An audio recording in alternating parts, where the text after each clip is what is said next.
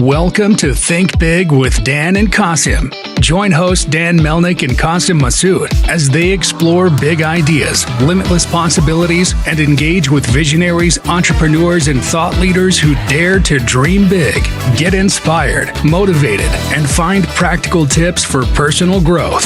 Think big, dream bigger, and ignite your potential. Welcome to the Think Big with Dan and Qasim. Today, our guest is Brittany Bly. Brittany, how are you doing today? Hey, I'm great. How are you? Good, thank you. So let Good. us know where you live and what you do. Yeah, so I live in Houston, Texas. I'm the founder of a company called Pop Shop America. We make craft supplies, craft kits. There's a craft blog with DIY tutorials, easy, fun, cute recipe tutorials. We have craft kits that we ship out, but we also work with a lot of teams, bridal showers, birthday parties, those kinds of things, hosting in-person and virtual craft events. So it's a little bit of a blend of several different things. Awesome. So can you get us who are your segmented audience?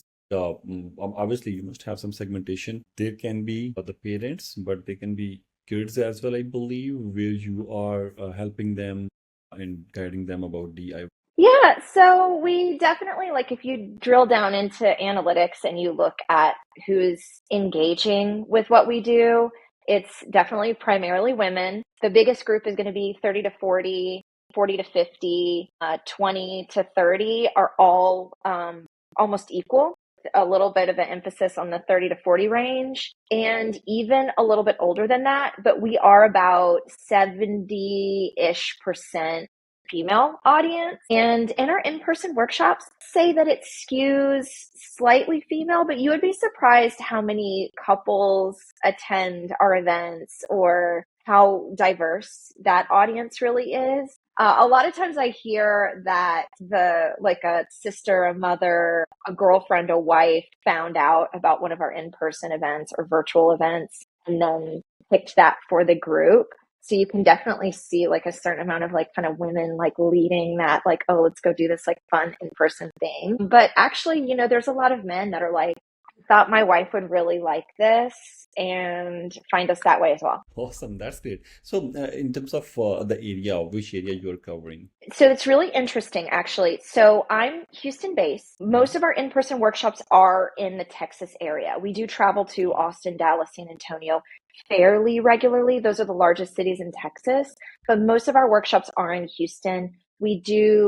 I'm at my workshop studio now. This is where we pack all of our kits. We do have in-person events here. We also work with lots of different community groups. So we'll go to different festivals or like outdoor events or things like that to do like public facing events. Lots of like parks or management districts or festivals will hire us for that type of public facing event.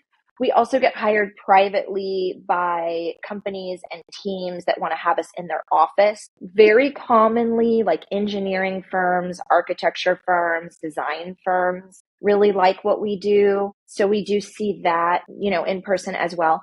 But because we host virtual events, we have people all around the country, all around the world. We ship our kits mostly in the US, but we do ship a lot to Canada, UK, Australia, New Zealand, Japan, kind of the more kind of like Western sort of countries or countries that are more kind of inclined to be interested in something that's coming from the US. Yeah. But we also ship, all around the world and all kinds of interesting places. That's great. That's great. In fact, Austin is a good place for, I believe, tech. I'm not sure if you have something over there because there are networking events and a lot of events going on in Austin, in Dallas as well. But I believe Austin is more hot in this case. It is. It's really interesting. Like Austin it's definitely having its tech moment. And there are some really interesting companies that, do events there or headquartered there. But it's not terribly far away from Dallas or Houston. We're all sort of interconnected. So there is a little bit of back and forth. And we do because Houston and Dallas are major cities, there are a lot of interesting companies that are based out of both as well. Like Houston, for example, like we actually do have a lot of creative based businesses here. We also, obviously, we have like a medical kind of industry that's very huge. Dallas, has all kinds of interesting, design. They have like Dallas Market. They have a lot. I mean, they all have a lot. All right. Brittany, in terms of marketing is an essential for any business. So can you guide us a little bit about your marketing strategy, how you are marketing your business? Because obviously you have some online work, shipping work, and even any in-person events as well.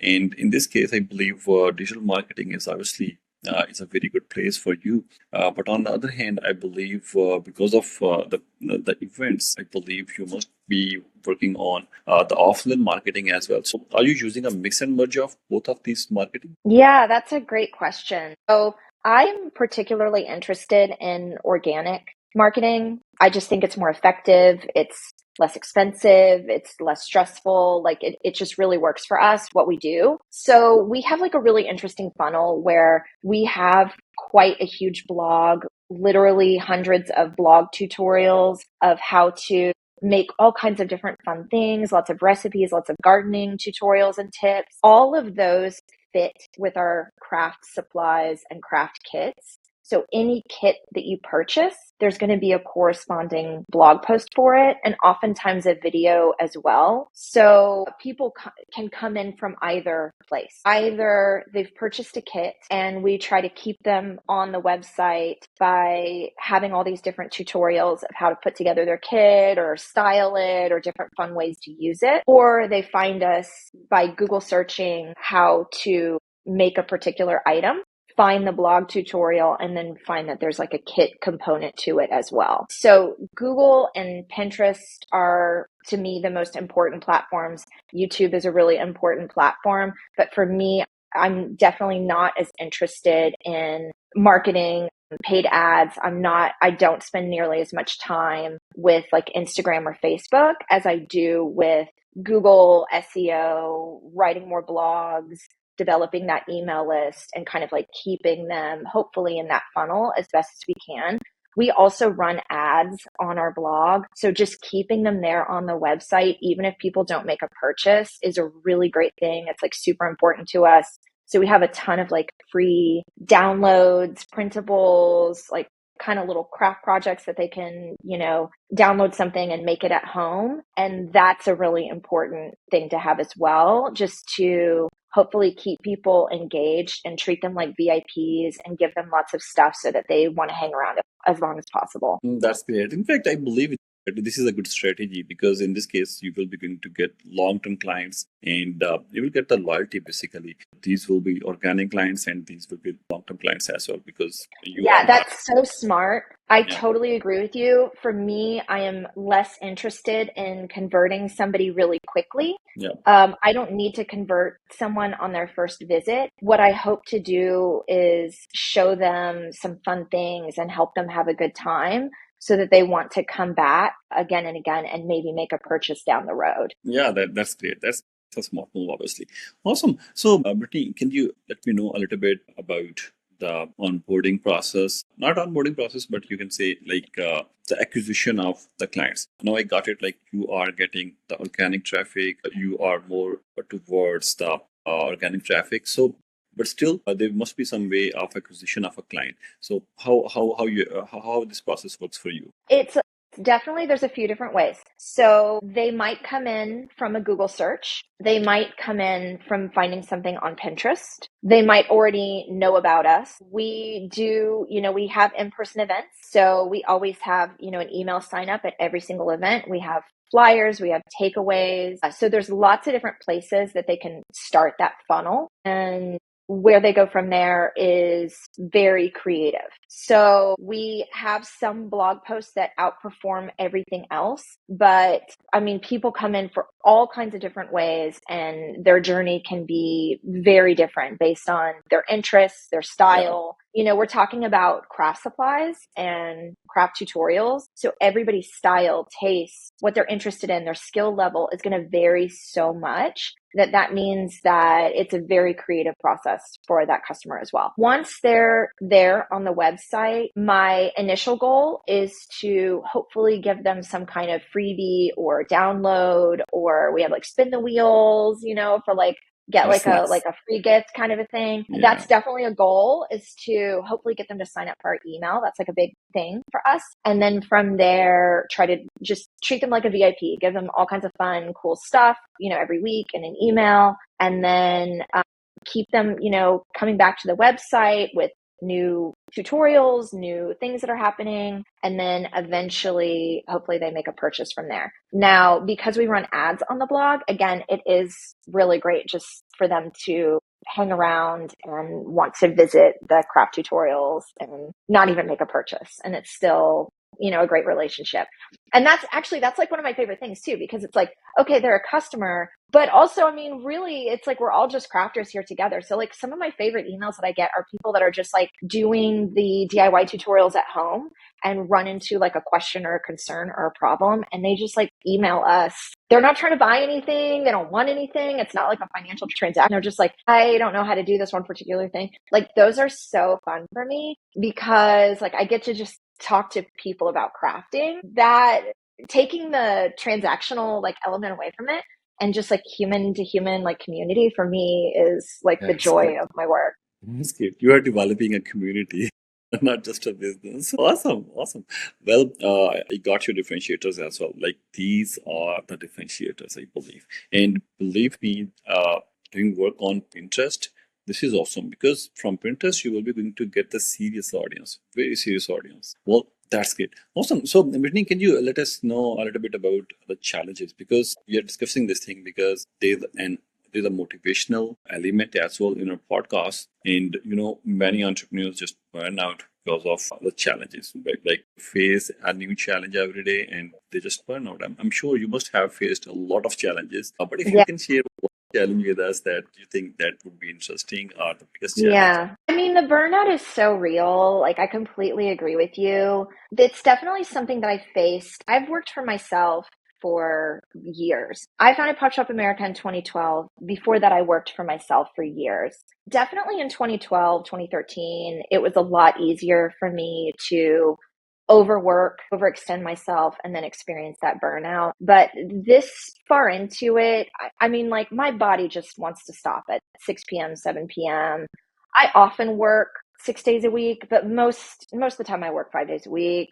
40 hours a week, And then at that, like when you work for yourself, like luckily you do have the ability to, like, if I want to take like a Tuesday off and just hang out with friends or stay home, like I can do that. So it's like, honestly, like if you work for yourself, you're in a position to prevent burnout, if you manage it well. Not taking on every little problem or niche thing that comes up, not taking that to heart and not getting too involved in any like day-to-day thing, is a big part of burnout as well. So learning how to turn off is something that comes with experience.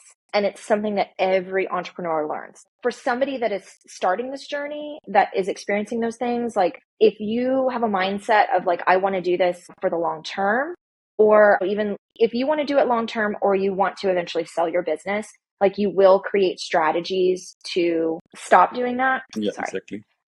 But yeah, I think the biggest struggle, I think everybody is having a similar struggle. Anybody that's in a product-based business is having a similar struggle right now, which is tariffs. So it's obvious. I'm sure everyone on your podcast brings it up like all the time. Yeah, It's like, it's exactly. the unknown. If we just knew what was going to happen 3 months from now, 6 months from now, a year from now, it would be a lot easier to prepare. But because we don't, everything is up in the air. Part of what makes it really stressful. So I tried, when we saw the tariffs coming, like I was in a position, I was very lucky to where I was able to prepare in advance. Starting in November of 2024, like end of November, I started raising prices. End of November, we started like just making sure we had so much stock and inventory. But now I'm getting to the point where it's like, no, I have to start like order things. and preparing for the holidays, and like we just don't know what that's going to look like exactly. I mean, I think everybody's in the same boat, but that's the thing, is that like I'm not alone in this, and I think that can give me some comfort that it's going to be okay. And luckily for me, 2025 has actually been so great this year, like not what I expected at all. Like I really expected like more of a struggle. And so when I'm having like less of a struggle and it's been kind of smooth sailing, I'm like, okay, well, I can handle this one thing. So awesome. So, but in the case of like in terms of your company, what are your goals in next 4 to 6 months? Like short-term goals. Lots of like little, so here's another thing too that I think comes up if you're an entrepreneur. Like a lot of my tasks are like these little tiny kind of micro tasks. And so an ongoing problem for me is like not forgetting these like little 5-minute things I have to do here and there. And like the fact that there's so many of them, like not feeling overwhelmed. So, I mean, yeah, there's like lots of like little tiny things like web kind of updates or ways we need to improve, the cart experience and the checkout experience, and like better explain to people exactly when their order is going to ship and arrive, is like things like that are like a big concern, or like kind of just like little things like that, better retargeting. I want to update kind of like our retargeting efforts. But as far as big goals, that like I feel like everything is like kind of like a little tiny goal.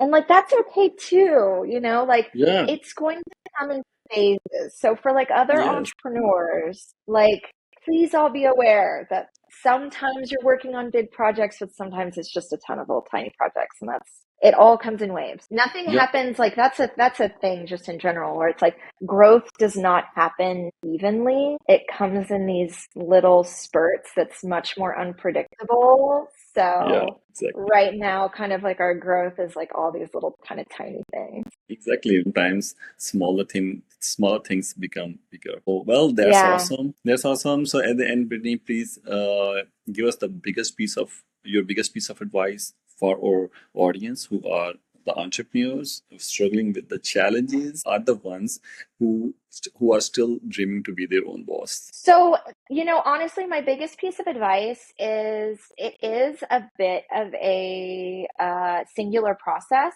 when you're working as an entrepreneur, working for yourself. If you have staff, there are things that they might not understand because they're just in a different position. So, just kind of going back to community, if you can be friendly, get to know other business owners. I don't look at anybody as competition. For me, everybody is a potential collaborator, somebody that I can share knowledge with. They can share knowledge with Mhm. me. So, I mean, there are definitely lots of entrepreneurs that do sort of similar things that don't feel that way and don't have that kind of outlook. So those are people that, maybe I'll talk to them once or twice and I'm like, okay, like they're more competitive. Like they're not somebody that I like really need to engage with. But honestly, most people that are in the space that I'm in are looking for community as well, and are a wild resource for what works, what doesn't work, how we can help each other, how we can just grow this field, how can we lean on each other. So for me, like finding that community is so important. And just knowing that most people that do similar work do not view you as competition. They likely view you as a collaborator. Awesome. That's a beautiful advice. So at the end, please let your viewers know how they can reach you. You can share your website, social media handle, and especially please share the blog URL, like how we can reach your blog. Yeah, absolutely. My name is Brittany Bly. I'm the founder of Pop Shop America. So you can find us anytime at popshopamerica.com. You'll see all of our social media links in the upper right. We're on all the major platforms. So you can find us on, YouTube or TikTok or Instagram or whatever you like. You can find us there. And yeah, there's lots of tutorials there, lots of freebies, lots of fun things to do. So if you're thinking about crafting, gardening, making things, recipes, it is a fun space for you. And there are lots of things that are totally free, that you don't have to sign up for any emails, or you don't have to get in that funnel that we talked about, that you can just like come and check it out and and enjoy it. Awesome. Well, Whitney, thank you. Thank you so much for joining us today. I really enjoyed the conversation and I learned few new ideas as well. So, well, stay blessed and stay in touch. Thank you. Have a good day. Yeah, thank you. Thank you. Bye bye. Bye.